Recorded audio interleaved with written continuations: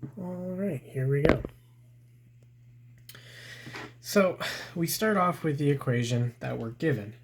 What we have to do to this equation is we have to find a common denominator between these two values to add them together.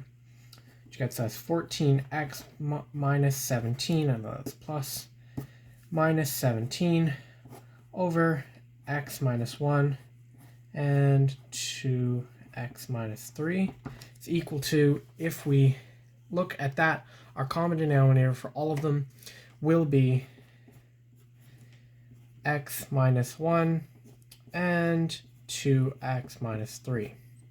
So that's our lowest common denominator. So to get that lowest common denominator common between these two, we have to bring that and multiply it up here, and bring that and multiply it up here to make the expression equivalent. So that gets us c, 2x minus 3, because that comes up here, and it multiplies to both of these, but we're going to smush it all together in one step. So it just looks like it's coming up here. And then x minus 1, 2x minus 3, plus d, and then the x minus 1 goes to both of these.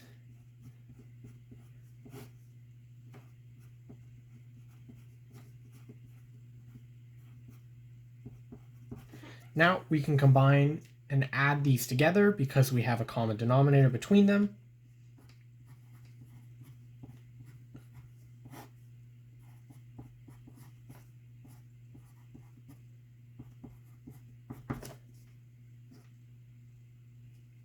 And we can actually distribute out the c into both of the brackets and save us some time. Actually, I'm going to write that the other way. So 2cx minus 3c, and this plus dx, and it's plus of a minus, so minus d, because the 1d just turns into a d, and then all over x minus 1 and 2x minus 3. So now we have that equivalent. We can get rid of the common denominator because it's on both sides of the equation, which just leaves us with 14x minus 17 is equal to 2cx minus 3c plus dx minus d. So we should rearrange this equation to where we get both of our x's in the same area and our just c and just d in the same area. So that leaves us with 14x minus 17 is equal to 2cx plus dx minus 3c minus d. Now we can common factor out an x from both of these terms. So kind of put some imaginary brackets around that. We get 14x minus 17 is equal to 2c plus d in brackets. And since we common factor that x out, bring it outside of the brackets, minus 3c minus d. So now at this stage, we can break this equation into two parts. We have terms that have x's in it, and we have terms that do not have any x's in it.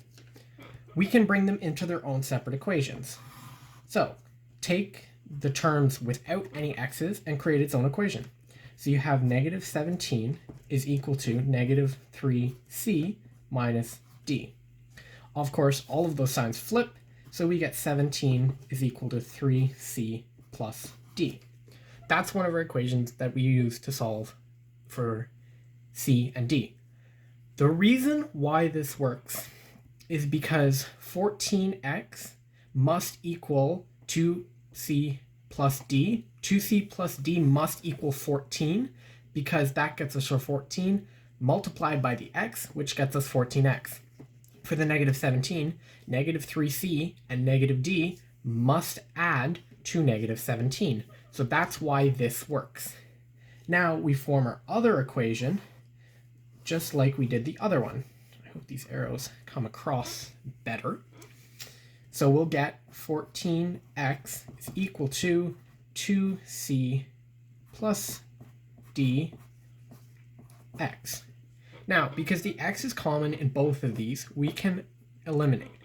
Also, don't forget to do your restrictions, so x cannot equal 1, 3 over 2, and because we have an x on its own, x cannot equal 0.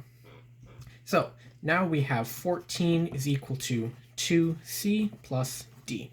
These are the two equations that we can then substitute into each other to get an answer. So I'm going to turn this equation and solve for d. So d is equal to negative 3c plus 17. Because I bring the 3 to the other side, flip the sign, so d would be equal to 17 minus 3c, or 3c minus 17. So now I have the value of d. I can sub d into this equation using that. So I get 14 is equal to 2c plus, in brackets, negative 3c plus 17, and close that bracket. Then we get 14 is equal to 2c,